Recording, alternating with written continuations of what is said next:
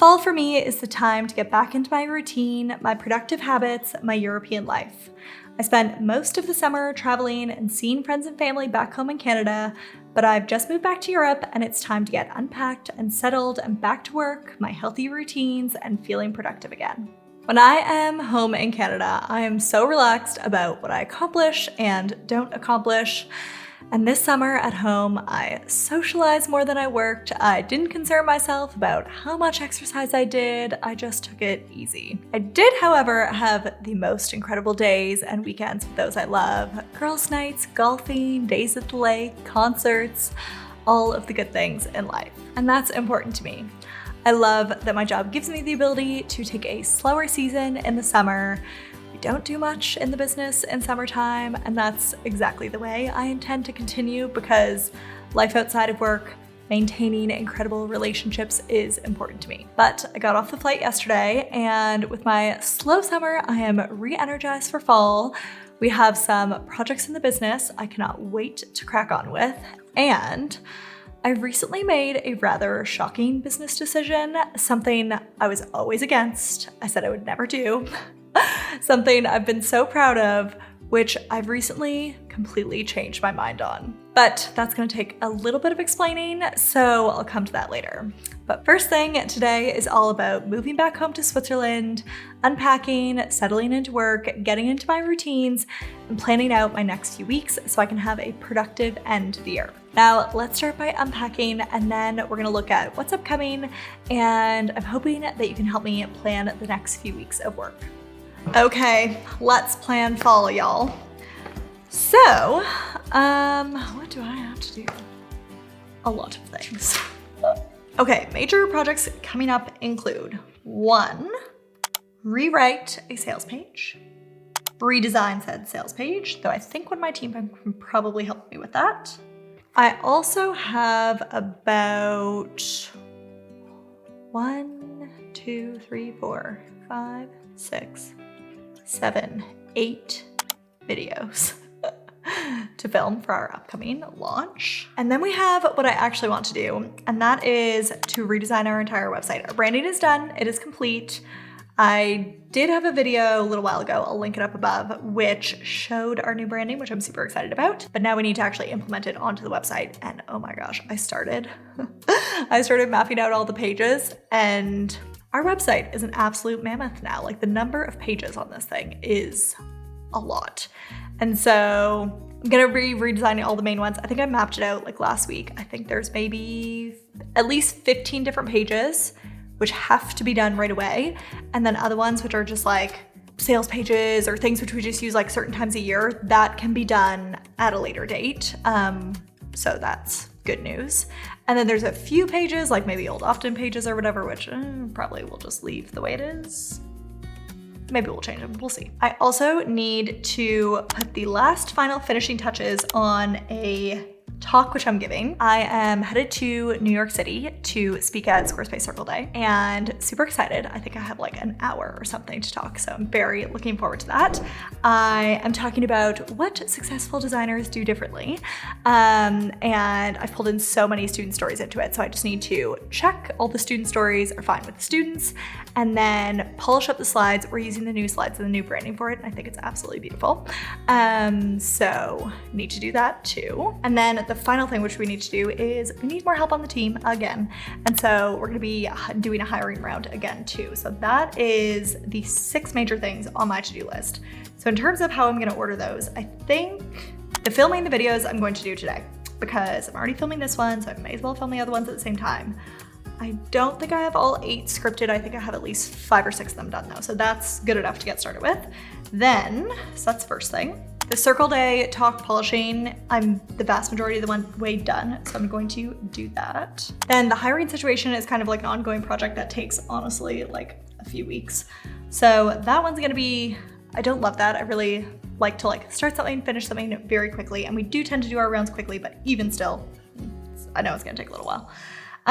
So that's the third thing. Then rewriting the sales page is the next one. You always need to rewrite. You need to do the copy before you just do design because the copy guides the entire design basically.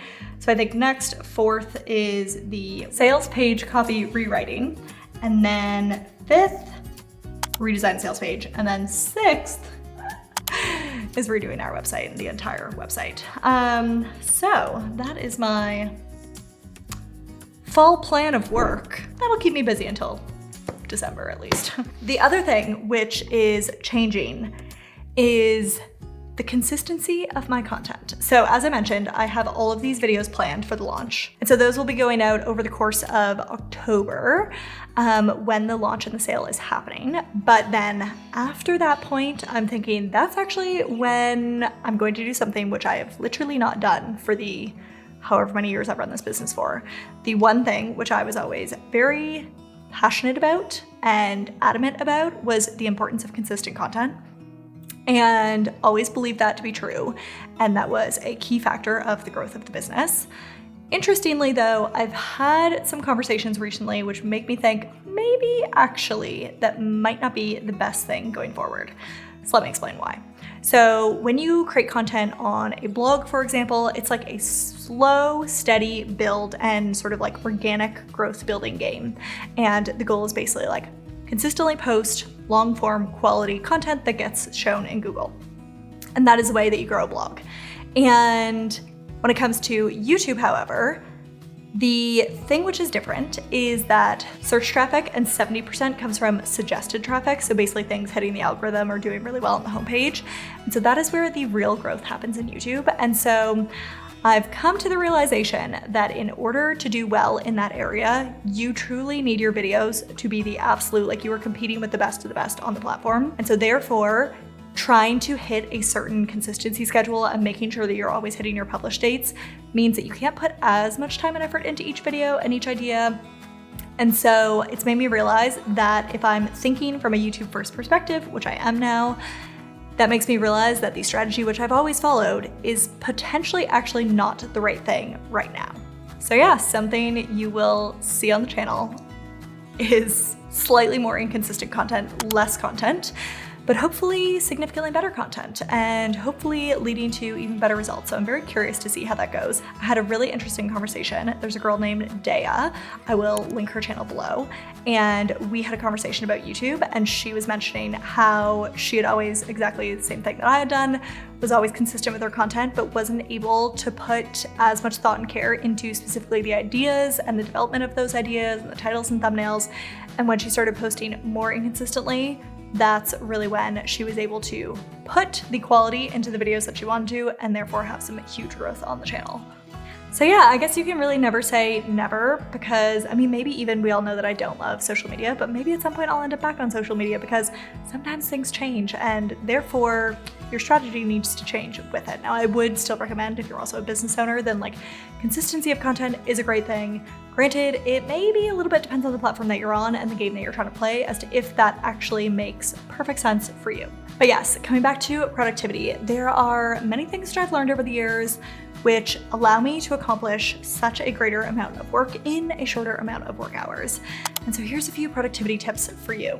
First thing is to batch all your travels. So I did quite a few trips and they literally were one after the next. And as opposed to doing a trip, coming back for a week, going on another trip, coming back, it's just every time you're packing, unpacking, buying groceries, trying to finish all the groceries in your fridge, all those things, it's just so much easier to literally just one after the next. Not at a time like I am right now, once you fully are back for a longer period of time, other than the one day I'm going to New York City for that event, then you can get back into your routines, and that just makes such a difference to the amount of work that you can accomplish.